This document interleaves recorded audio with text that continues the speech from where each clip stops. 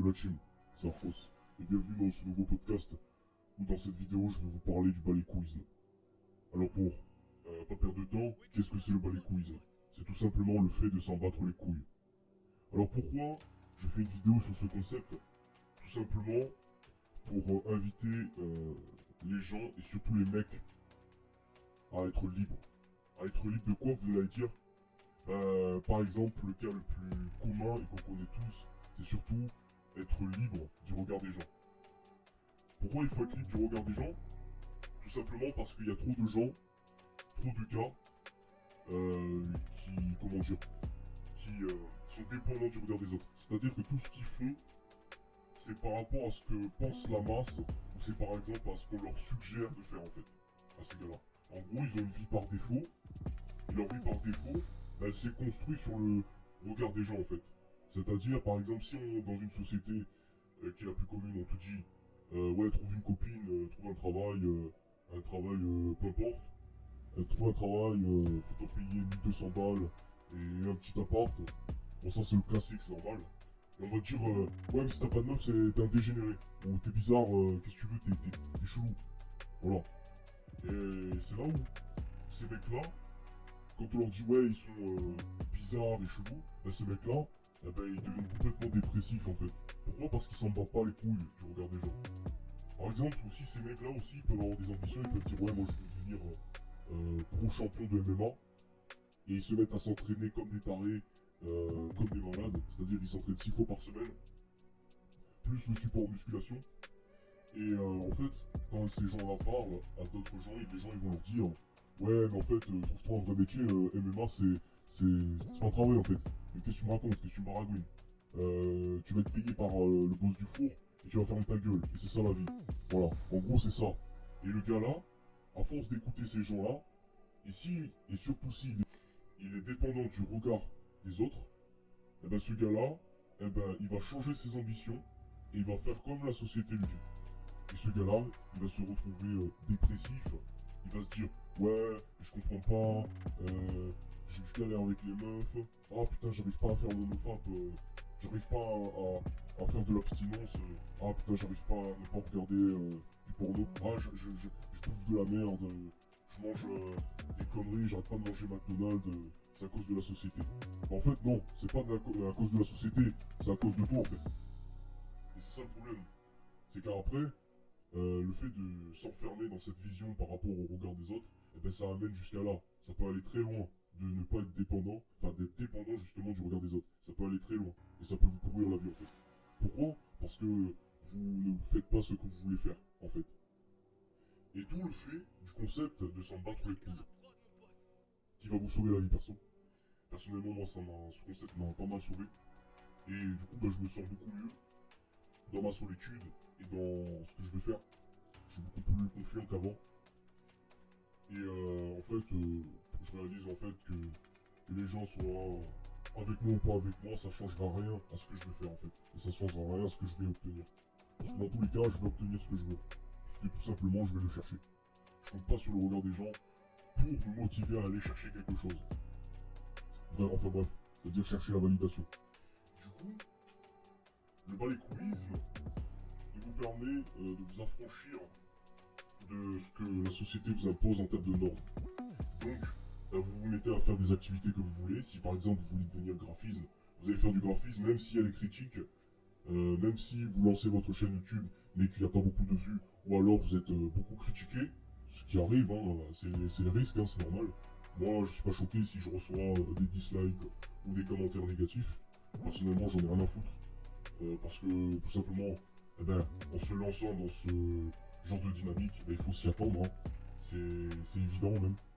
Et du coup, vu que vous êtes habitué à ce genre de situation, ben, vous n'en avez rien à foutre. Vous allez continuer à faire vos trucs, bien qu'on vous critique, bien qu'on dit mais ouais mais c'est pas ça la vie, ben, vous faites quand même. Et vous continuez d'augmenter votre grade et vous allez vous développer une putain de confiance en vous dont 99% ou 90% de la société, allez, je suis gentil, non pas en fait. Et c'est à partir de là que vous pouvez dégager une aura d'alpha, comme on dit. Parce qu'un alpha, c'est pas forcément un gars qui baisse que des meufs et ça y est, il baisse plein de meufs, ça y est, c'est l'alpha absolu. Alors pas du tout, pas du tout. Pour moi, un alpha, c'est un gars, comme je vous l'ai dit dans ma deuxième vidéo, comme je vous l'ai dit, un alpha, c'est quelqu'un qui sait où il va, qui s'assume et qui assume ses responsabilités. Pour moi, c'est ça un alpha. Et en s'en battant les couilles, et ben justement, on a ce petit côté bad boy en mode, quoi que tu me dises, quoi que les règles que tu m'imposes, bah ferme ta gueule, dans tous les cas je vais faire ce que je veux. Et si t'es pas content, bah tu peux aller te faire foutre, tu peux aller te faire enculer. En gros, les gens qui te disent et qui veulent, et qui croient vouloir être, entre guillemets, tes parents, alors que c'est pas tes parents, qui veulent t'apprendre la vie alors que rien du tout, et ben justement, en leur envoyant chier, bah ces personnes, eh ben, ça va les emmerder. Et en plus, bah vous allez continuer à faire ce que vous voulez de faire en fait. Donc quoi qu'il arrive, quoi qu'obstacle arrive, eh ben, le balécoïsme vous permet de surmonter ces obstacles ou de les briser. C'est-à-dire les critiques des gens. Et du coup, une fois que vous avez ces éléments, bah, vous faites ce que vous voulez en fait. Et c'est pareil pour les relations de femmes. C'est-à-dire que quand vous vous en battez les couilles avec les meufs, c'est que vous en avez rien à foutre que la meuf, elle a un intérêt haut ou bas, en fait. Si elle a un intérêt au bas, ok, c'est pas grave. Moi, je fais ma vie, je fais mes affaires. Elle veut pas, elle joue la chaude et la froide. Eh ben, c'est pas grave, elle dégage. J'en passe à une autre. De toute façon, c'est pas grave. Puisque si je veux, si j'ai envie, je peux obtenir une meuf de meilleure qualité. Donc j'en ai rien à foutre, en fait. Et c'est pareil pour se faire rejeter, c'est-à-dire qu'au début, quand vous débutez un petit peu et vous tâtez un peu le terrain, vous allez beaucoup vous faire rejeter, surtout quand vous êtes jeune. Pour certains, si vous n'avez pas le game, et que le game il est difficilement à acquérir, eh ben, vous allez vous manger des rejets, beaucoup de rejets. Et pour baiser, ben, vous avez une chance sur 100, sur 1% de chance de baiser, quoi. En gros, c'est ça. Et en fait, bah, vous vous dites, bah bon, en fait, je me suis fait tellement rejeter que une meuf qui me rejette, je m'en bats les couilles. J'en ai rien à foutre. De toute façon, des meufs, il y en a 4 milliards sur Terre, et je peux continuer à faire cette magouille pendant 10 000 ans. Dans tous les cas, je vais obtenir une meuf qui voudra de moi. Alors bien sûr, c'est quand même assez énergivore de faire ça, sachant que vous avez déjà des choses beaucoup plus importantes à faire dans le premier plan de votre vie, c'est-à-dire le grind et le développement personnel, qui fait partie du grind intégralement.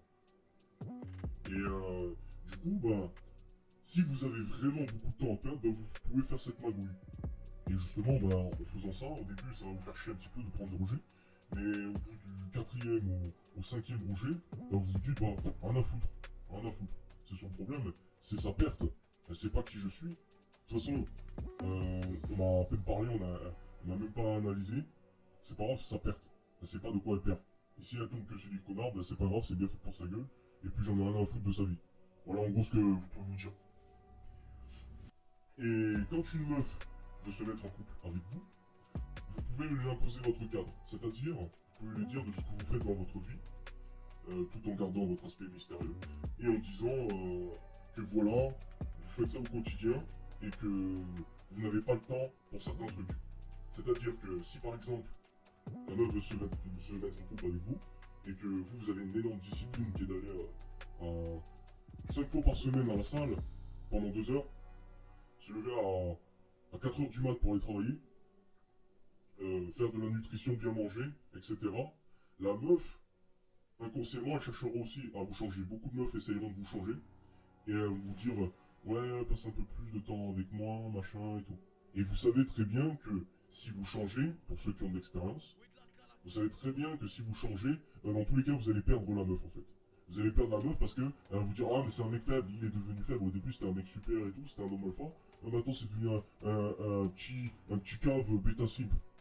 Voilà. Et vous savez très bien que si vous voulez faire ce que la meuf vous dit, eh ben, vous savez très bien que vous allez descendre en grade et que automatiquement la meuf elle va perdre tout respect avec vous et elle va vous tromper, elle va vous faire des magouilles. Donc du coup vous lui dites, vous qui savez ça, vous lui dites ok meuf c'est bien, mais si j'ai le temps, si par contre t'es pas content, que ça t'énerve, que voilà je suis trop occupé, eh ben tu peux te casser. Moi je m'en fous, j'ai mes affaires à faire, t'es content, t'es pas contente, va te faire foutre si t'es pas content. Et la meuf, si elle a un minimum d'intérêt, elle va accepter votre cadre, si elle vous respecte également. Sinon, bah, dans la plupart des cas, ou dans certains cas, la meuf elle va se barrer. Pourquoi? Parce qu'elle n'arrivera pas à vous contrôler en fait. Donc du coup, le fait de s'en battre les couilles, ça permet non seulement de forcer le respect, c'est-à-dire de ne pas perdre son cadre, et surtout de faire ce que vous voulez. Alors bien sûr, dans le raisonnable, parce que il y a plusieurs niveaux de balécouisme. Moi je dirais que dans le balécouisme, il y a le niveau 1 jusqu'au niveau 10. Moi je dis qu'à partir du niveau 7 sur 10, le balécouisme commence à être dangereux pour la société et dangereux pour vous.